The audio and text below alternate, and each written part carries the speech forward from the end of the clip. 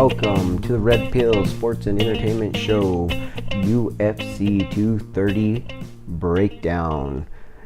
As usual, brought to you by Open Source Self-Defense, Fitness, and Grappling. Okay guys, let's get into it.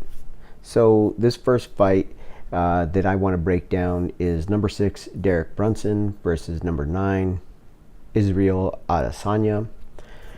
So from the outside looking in, you might be tempted to say that this fight is a very basic, straightforward grappler versus striker matchup. And well, in theory, that would be right. When you actually watch Derek Brunson fight, and you've seen some of his fights, you've seen him get pulled into, baited into, basically kickboxing matches with better strikers. So that is what is giving me, and it looks like from the betting odds, other watchers of MMA, the idea that Adesanya is going to be the favorite in this fight. Now, Adesanya is an amazing kickboxer. He has excellent striking, very, very slick. Okay, I actually think that his style is somewhat reminiscent of John Jones. Kind of a smaller package John Jones. And Derek Brunson has been baited, like I said, into striking matches. Okay, in theory, if he stuck to a pure wrestler's game plan and went for the takedown in the open mat area, got Adesanya backing up, maybe pinned him against the cage, and then went for takedowns, I think he could win this fight. It'd really test Adesanya, and it'd really show a lot of MMA fans whether or not Adesanya is the real deal. However, that being said, I'm really worried that that's not what Derek Brunson's going to do. It sounds like to me he's already somewhat frustrated and wants to prove a point. That being said, I think he's going to try and stand with Israel Adesanya.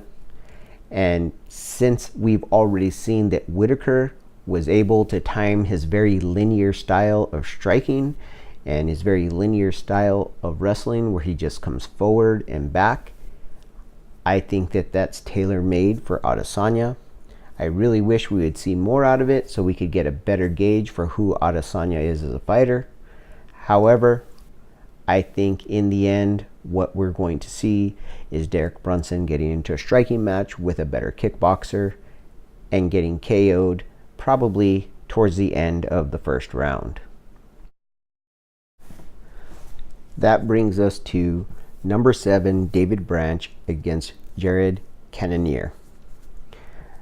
Again, you're going to see kind of a contrast in styles. Cannonier is more, in my opinion, a brawler or big puncher style fighter. David Branch is a much more technical boxer type of striker, and he has extremely high level jiu-jitsu and is a very good wrestler. So all in all, I think that this is a pretty straightforward fight. I think other than David Branch getting sloppy when he gets Cannonier up against the cage, I think this should be a pretty straightforward fight. This should be a fight for David Branch to really solidify himself as a top 10 contender, possibly a title contender soon. And he should take this fight down to the ground, work Cannonier. I really don't see Cannonier having any other chance than one big punch. I don't see him winning the fight on the ground. I don't see him out wrestling David Branch. I don't see him being a better technical striker. So I have David Branch by decision. Which brings us to number 3, Chris Weidman versus number 5, Jacare Souza. Now this fight should have probably happened about 4 years ago when Chris was the champion. But it is what it is, and now we get the fight. I see this fight going a number of different ways. I could see that Jacare could win. I could see that Weidman could win. That being said, I think that the ground game of both fighters nullifies each other.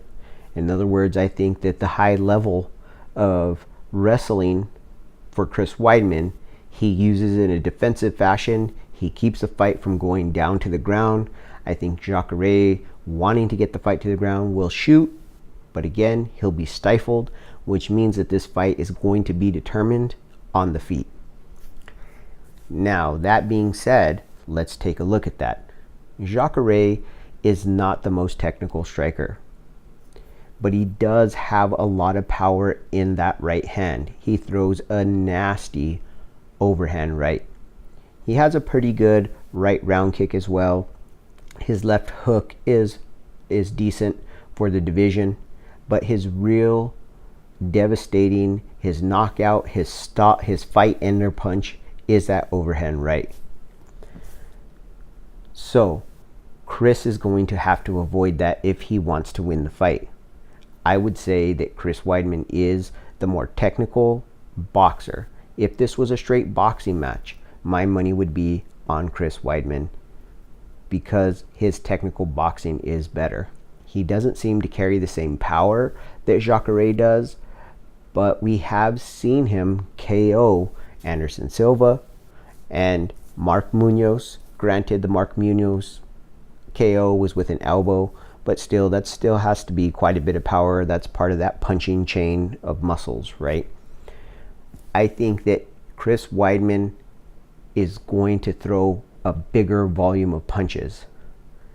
What I really see happening is Chris Weidman picking Jacare apart, using that in and out movement, but not getting lazy and lingering like he did against Gegard Mousasi. That's what got him in trouble against Gegard. I see him using that in and out movement, being quick, keeping his head on a swivel, outpointing Jacare, and the boxing, the pace of the boxing taking its toll on Jacare. I see Chris Weidman winning by decision, winning probably all 3 rounds. Better striking, better defensive wrestling.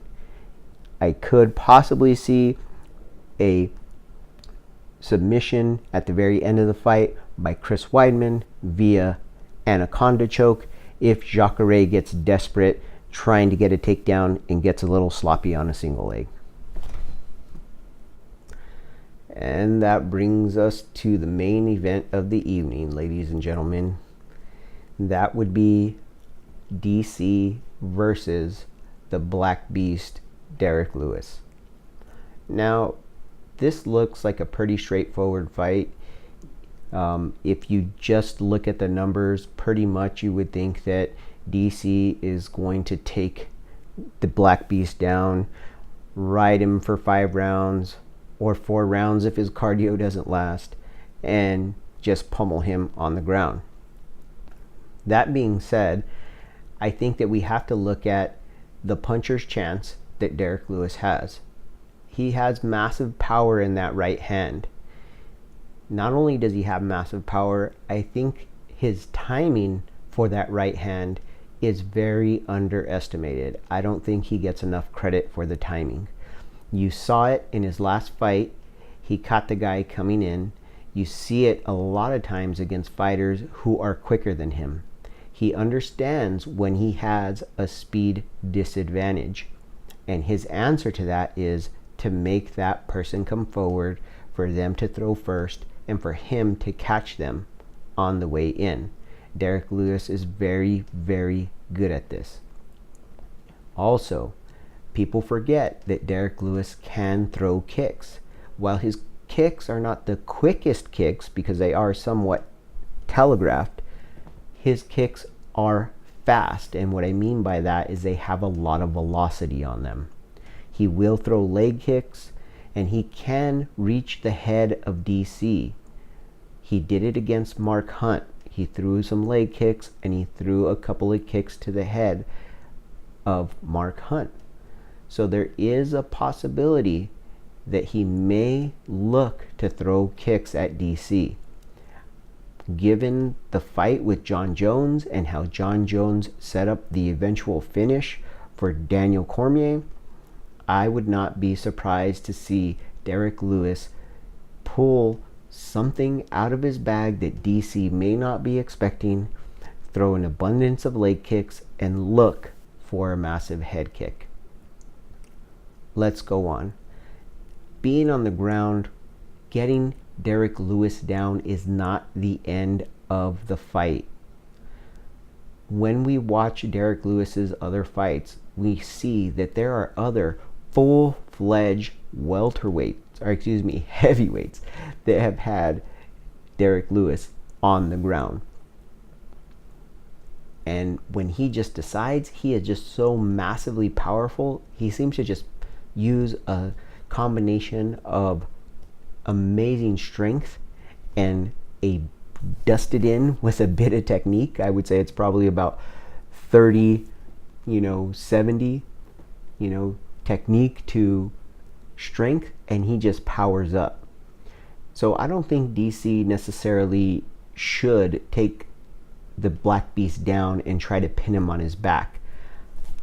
I think DC would be better served following a more Stipe versus Ngannou recipe, in which he gets him down, lets him get to the tabletop position, lets him be on all fours, and just ride him there, exhaust him, make him carry DC's weight as well as his own on his arms, zap some of that energy out of those arms, that core, and those legs, so you take away some of his punching power. One of the things that Derek Lewis is very good at as well is after he stuns you, putting together very accurate punches in a flurry. So DC is going to have to watch out for that. DC really needs to stay away from one of his favorite tactics, his dirty boxing, where he comes over and he kind of grabs onto the back of the head and then he kind of hits with the other hand. He does it with both the left and the right, but it seems to favor pulling on the head with the right and punching with the left. I think that dirty boxing scenario is not a good scenario, does not serve him best. I think he needs to shoot from far.